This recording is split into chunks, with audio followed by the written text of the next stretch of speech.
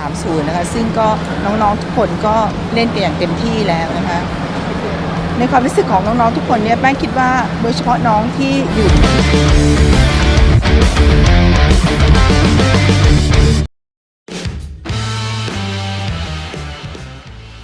Sampai detik ini masih banyak pihak yang nggak menyangka kalau Indonesia mampu berada di posisi sekarang ini, khususnya dari para rival di ASEAN.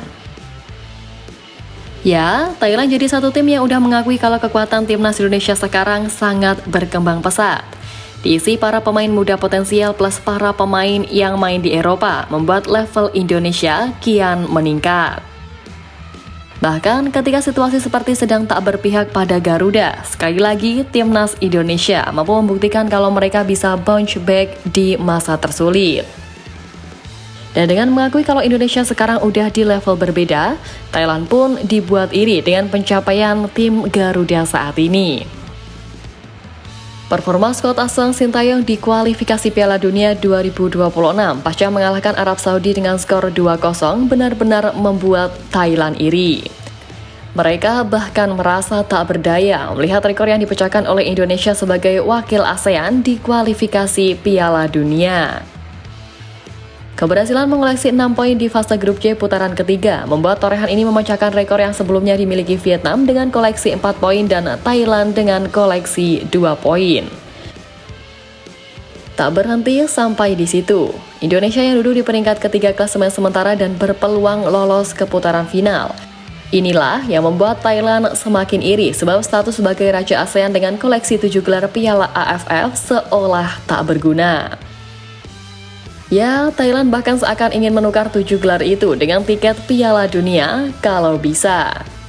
Meski begitu, publik negeri Gajah Putih sendiri mengakui kalau tim nasional mereka masih belum mampu untuk menorehkan hal yang sama seperti yang Indonesia lakukan saat ini.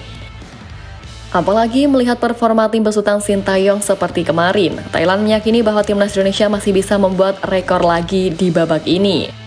Di mana di dua laga kandang di Stadion Utama Gelora Bung Karno melawan Bahrain dan Cina nanti, Indonesia disebut berpotensi meraih kemenangan.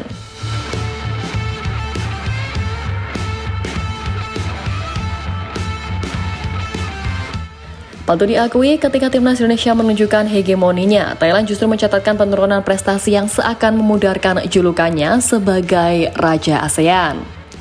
Mulai dari timnas Thailand U17 yang hanya menjadi runner-up Piala AFF U17 2024, kemudian timnas Thailand U20 yang juga gagal meraih gelar usai kalah dari timnas Indonesia U20 di final Piala AFF U19 2024. Ini membuktikan kalau level Thailand sepertinya sekarang ini ada di bawah Indonesia. Grafik penurunan performa itu juga membuat media Thailand Thairat dibuat frustasi dengan apa yang terjadi di sepak bola negaranya dan melihat kalau rivalnya yakni Indonesia perlahan justru mulai rajai ASEAN. Ya, media Thailand itu tak menampik bahwa gajah perang saat ini benar-benar mengalami penurunan dan kalah kualitasnya dari para pesaing termasuk timnas Indonesia. Apa yang terjadi? Timnas Thailand turun dari singgasana hampir seluruh tim ASEAN. Industri sepak bola Thailand, baik sepak bola maupun futsal, sudah benar-benar tumbang dari singgasana ASEAN, tanpa harus menunggu timnas besar Thailand berlaga di Piala ASEAN 2024. Selain itu, salah satu pemain Liga Thailand Asnawi Mangkualam bahkan ikut memamerkan prestasi tim merah putih ke media itu yang makin membuat mereka kelabakan. Asnawi mengaku percaya diri bahwa timnas Indonesia akan mendahului semua negara Asia Tenggara lainnya untuk lolos ke Piala Dunia. Dan Asnawi pun yakin bahwa Indonesia semakin berkembang dari waktu ke waktu dengan makin banyak dihuni oleh para pemain berkualitas. Sekarang Indonesia semakin berkembang.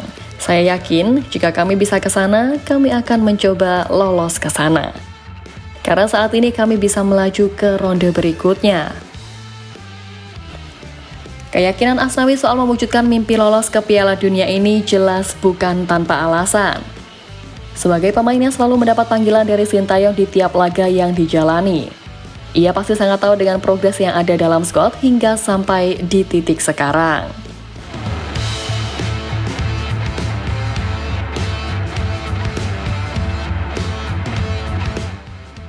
Nah, setelah keberhasilan Sintayong membawa Indonesia tampil apik di round ketiga, kini Coach Shin mengalihkan fokus ke ajang bergengsi ASEAN Piala AFF yang akan bergulir awal Desember nanti. Resmi merilis 33 pemain yang akan menjalani persiapan jelang laga itu. Coach Shin akan memulai pemusatan latihan yang digelar di Bali pada 26 November hingga 5 Desember mendatang. Meski ajang ini akan digunakan oleh Coach Shin untuk memantau pemain muda potensial sebelum merapat ke timnas senior, di mana banyak pemain baru yang bahkan belum pernah mendapatkan caps di timnas kali ini mendapatkan kesempatan. Tapi skuad Garuda pun juga dalam mode serius dengan memanggil 7 pemain abroad yang akan menambah kekuatan tim. Ya, dari 7 nama itu, hampir semua sektor bisa diperkuat oleh pemain yang menyandang status abroad kecuali di posisi kiper, sebab hanya Marten Pas yang bertugas di posisi tersebut. Di posisi back ada Justin Hapner, Asnawi Mangkualam, dan Pratama Arhan yang dipersiapkan, di mana Hapner dan Arhan sempat bertugas di kualifikasi Piala Dunia 2026 lalu dan tampil solid pada laga bulan November ini. Untuk sektor tengah akan semakin solid karena Ivar Gerrard dan Marcelino Ferdinand baru saja bermain maksimal saat Indonesia menghadapi Jepang dan Arab Saudi beberapa waktu lalu. Ivar yang saat itu berduet dengan Tom Hai mendapatkan banyak pujian karena cukup rapi menjaga sektor tengah Indonesia saat melawan Green Falcons sehingga dinilai bakal menjadi kekuatan penting di ASEAN Cup nanti. Lalu Marcelino tetap menjadi sosok fenomenal yang kembali mendapatkan kepercayaan diri tinggi, di mana 2 gol pemain Oxford United ini membuat dia diprediksi dengan mudah mendapatkan satu tempat di sektor tengah. Sementara di sektor depan akan diisi oleh Rafael Strijk dan Ronaldo Kuateh, yang mana untuk Strijk dikabarkan baru merapat ke skuad pada babak semifinal atau final ASEAN Cup mendatang. Kondisi ini tentunya membuat Shin harus meracik komposisi terbaik di sektor depan, apalagi penyerang yang dipanggil adalah pemain-pemain muda seperti Arhan Kaka dan Arsa Ramadan, selain ada opsi Hoki Caraka yang semakin matang. Komposisi yang ada ini pun tentunya dimaksudkan Coach Shin untuk memudahkan langkah Garuda dalam mengarungi ajang yang belum pernah dimenangkan ini.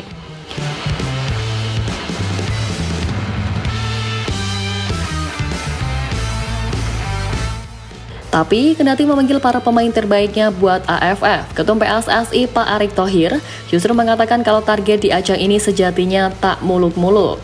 Pak Erick hanya meminta Sintayong untuk memberikan yang terbaik dan para pemain U22 diharapkan bisa menggantikan para pemain U23 nantinya. Dengan agenda yang bukan FIFA Matchday dan jadwal yang berbenturan dengan kalender kompetisi di klub, Pak Erick menyatakan kalau target terbaik itu adalah apapun, tanpa mematok harus juara di ajang kelas ASEAN ini. Ya, sama. Targetnya kalau ikut, kita harus berikan yang terbaik. Dan ini kesempatan pemain muda kita U22 untuk bisa mulai menggantikan para pemain senior kita yang sudah di atas U23. Kita mau yang terbaik lah, apapun nanti. Kita lihat hasilnya. Ya, sebenarnya apa yang dikatakan oleh Pak Erick ini memang sejalan dengan Coach Shin yang menilai bahwa Piala AFF tidak lagi dijadikan patokan prestasi timnas. Meski timnas Indonesia sendiri sama sekali belum pernah keluar sebagai juara di ajang se-Asia Tenggara itu. Tapi Coach Shin menilai kalau Piala Asia dan Piala Dunia adalah tujuan terpenting untuk diraih skuad Garuda. Dengan peluang besar dari sisa 4 laga yang ada di babak ketiga kualifikasi Piala Dunia 2026, Coach Shin lebih berambisi untuk menaklukkan ajang dunia ini daripada AFF.